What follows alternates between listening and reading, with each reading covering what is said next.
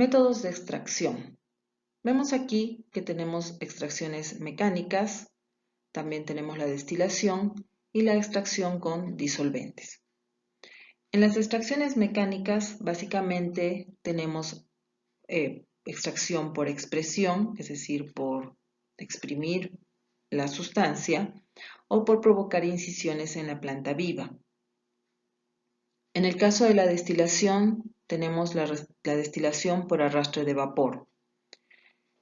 Y en la extracción mediante solventes, podemos ver que puede ser de manera continua o de manera discontinua. En el caso de la extracción discontinua, tenemos la maceración, la digestión, la infusión, la decocción. Y en la extracción continua tenemos la percolación y la extracción mediante Soxhlet.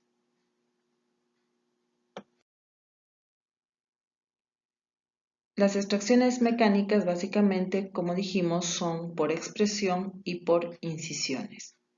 Veamos en qué consiste cada una de ellas. La extracción por expresión es la que se lleva a cabo mediante la fuerza mecánica de comprimir mediante una prensa un sólido para obtener el líquido que contiene. Es la típica extracción para obtener los zumos de frutas.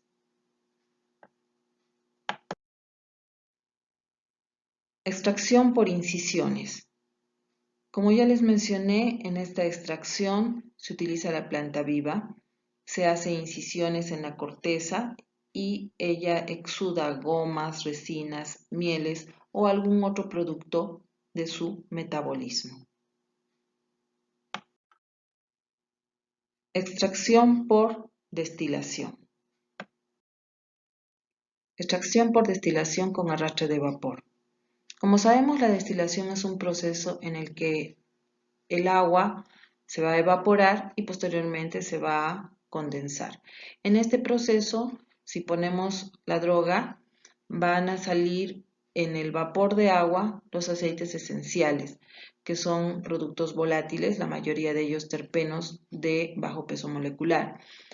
Al no poder escapar a la atmósfera, van a condensarse nuevamente y los vamos a recuperar en el recipiente, como vemos en el diagrama.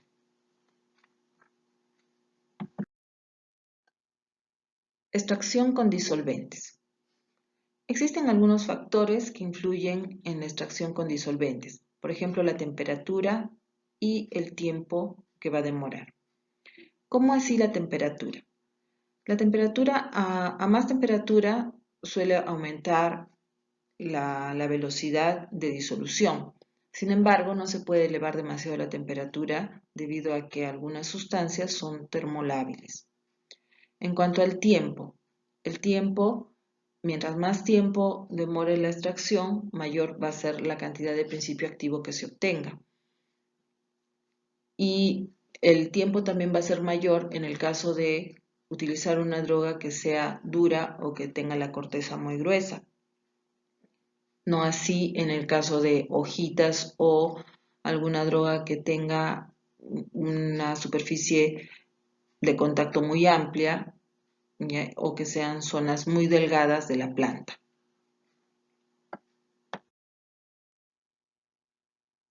Extracción por maceración. ¿Qué significa maceración? Significa poner en contacto la droga con el solvente por un tiempo largo, es decir, por 3 a 10 días, a temperatura ambiente y sobre todo protegida de los rayos del sol. Extracción por digestión. ¿Qué es la digestión? Es un proceso muy similar a la maceración, es decir, es una maceración donde se tiene que mantener el sistema que estamos haciendo a una temperatura superior a la temperatura ambiente. Normalmente estamos hablando de 35 a 55 grados, pero puede llegar hasta 80 grados centígrados. Al utilizar la digestión, también estamos inactivando algunas enzimas y previniendo el ataque microbiano. Y por otro lado, sirve para sustancias que no son solubles a temperatura ambiente. Este proceso es mucho más corto que en el caso de la maceración. Extracción por infusión. A diferencia del proceso anterior, la infusión utiliza temperaturas mayores a 90 grados centígrados, 80-90 grados centígrados. ¿Por qué? Porque primero voy a hervir el agua y la voy a agregar sobre la planta de la que quiero hacer la extracción. Voy a dejar ahí que tome la temperatura ambiente, generalmente es unos 20 minutos, y ya tengo la infusión preparada. Extracción por decocción. En este caso, yo voy a utilizar también agua como disolvente y lo voy a hervir. Voy a proceder a hervir las plantas durante 20 minutos para que pueda salir el principio activo. Extracción por percolación o lixiviación. En este proceso yo voy a poner la planta en una columna con el solvente y el solvente va a hacer su efecto de extracción del principio activo y va a salir por la parte baja del aparato del equipo de a pocos, goteo. Y este goteo va a tener que ser restituido por un goteo en la parte superior, que va a traer el solvente limpio nuevamente. No reutilizo el mismo solvente, tengo que ponerle solvente nuevo para seguir manteniendo la cantidad de solvente dentro del lixiviador. Extracción por Soxhlet. Es quizás la que todos conocemos porque lo hemos visto en el laboratorio. Aquí vemos en la figura cómo es el equipo Soxhlet. En la parte baja, en el bulbo, se encuentra el solvente que va a calentar. Este va a calentar, se va a evaporar y va a llegar hasta la parte más alta. En la parte más alta ven el serpentín. Ese serpentín va a hacer que el solvente vaya, se condense nuevamente y baje a la parte media donde se encuentra la droga. Ahí va a caer y va a empezar a hacer la extracción. Se va a dar la extracción, va a llegar a un nivel en el que nuevamente regrese al bulbo inferior. De ahí va a calentar y va a evaporarse de nuevo y va a seguir el proceso.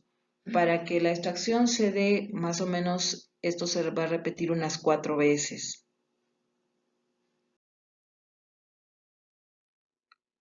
La clasificación de los extractos de acuerdo a su concentración. Tenemos extractos fluidos, extractos blandos y extractos secos. Los fluidos, como su nombre lo dice, son líquidos. Y la concentración del principio activo es similar a la concentración que normalmente tiene en la planta. Los extractos blandos, a diferencia, son más concentrados, son semisólidos y, como les dije, su concentración es mayor a la que se encontraría en la planta de manera natural. Finalmente, los extractos secos ya son sólidos y en ellos se ha evaporado totalmente el solvente. Obviamente estos extractos secos son mucho más fáciles de conservar. Muchas gracias.